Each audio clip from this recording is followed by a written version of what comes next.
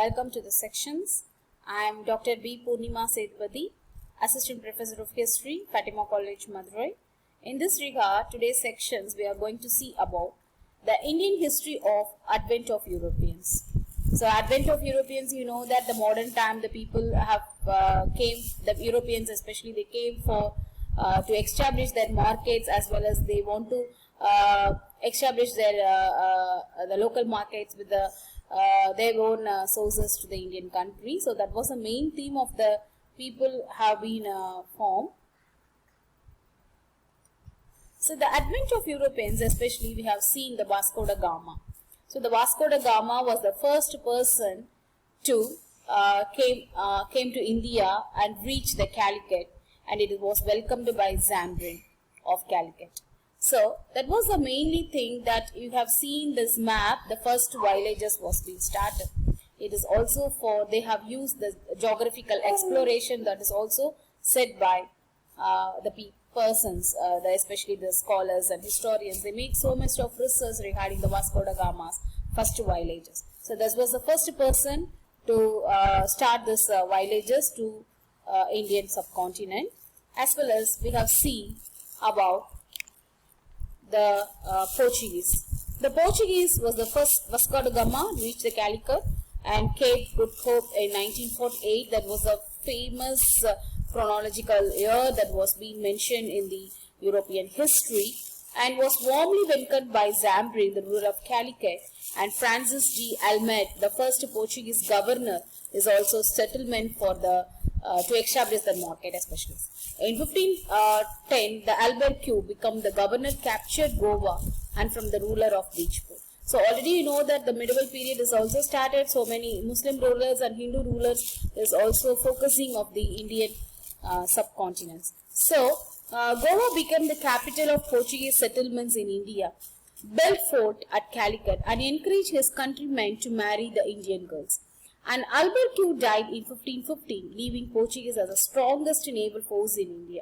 So that is the time the geographical explorations and using of the marine campus, and is also set up the strong naval force. So that only they have been setting for the market, especially the naval purpose. They were strongest communicable of trading. And then after that Portuguese, the Dutch is also another country came to establish their own market. It happened in 1602. The Dutch East India Company came to India. Subsequently, they owned over the Portuguese and emerged as most dominant European trade power. And Pulkit was their main center in India. Later, it was replaced by the Nagapattinam. So the Pulkit and Nagapattinam and Portuguese settlements in Goa. So this is under the Maggi and Karika. It is all under having the ports region. So they have set up the strong naval force also. In 1560, 17th century, the English began to emerge as big colonial power in India. So that is the time the colonialism is also started, because they came as a traders, they came as a merchants. At last, it has some political chaos in the Indian country, especially among the rulers. So central thing and state is also being coalition. So many things happen in the Indian administration. So the Indian dynasty has been merged dynasty. So the people from the advent of Europeans, they want to settle their places in this Indian continent, and they want to be slow and steady. They will influence the Indian political system. And you have seen this map I have taken from the net source. The European settlement in India, it formed in you can see the year 1498 and 1739. And we have seen about the visibly, we have seen the European settlement with the date of establishment took over by the European countries, especially the Portuguese settlements and English settlements and French settlements and Dutch settlements, and last but not least, that is the Danish settlements. So you have seen the flags, that is also see along with the provisional. Now it is considered as a state or region. Those time we consider as a provinces or provisionals. So that provision is also ruled by the European settlements in India. And then British, the 400 years of they being exploited the Indian country. So the British East India Company was established in 1600.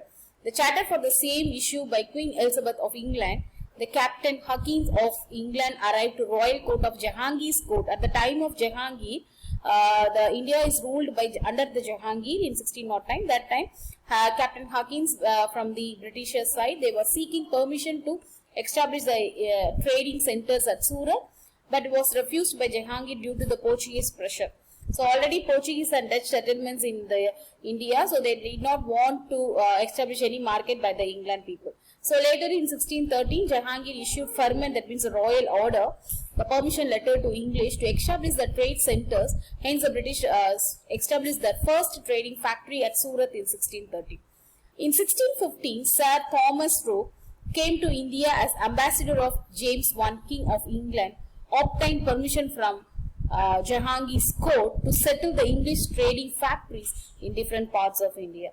And Mumbai, Madras, Kolkata, having the major presidency, they consider as a presidency of the Indian continent, especially Mumbai, Madras and Kolkata, become three presidency towns of English settlements in India by 1700, which was capital of Calcutta. So Calcutta is being a center market for the British government to establish their own trade and as well as the merchants, peoples and all. And then French.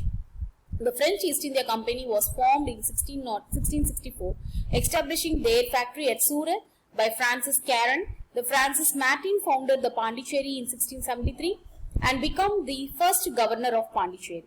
Henceforth, the Pondicherry became the headquarters of French possessions in India. In beginning of 18th century, English and French were competing for their supremacy in India, mainly in Carnatic and Bengal region. After three Carnatic wars, finally the French being crushed and limited to Pondicherry alone. So the three Carnatic war was broke out between the French and the English settlements. So English was finally overthrow the French people and is also crushed, and it was limited to only the Pondicherry and Goa is ruled by the French settlements. And Dan, that is a Denmark settlements. It is also settled into the Tarambak and Sirambur, its headquarters in Bengal. It is failed to strengthen themselves in India when compared with the British powers and sold all their settlements to the British government in 1845. And then, so at last, this was the consequence. Britishers has been slow and steadily. They were ruled India for 400 years and they were emerged as colonialism. So this was the advent of Europeans. Thank you for watching this video.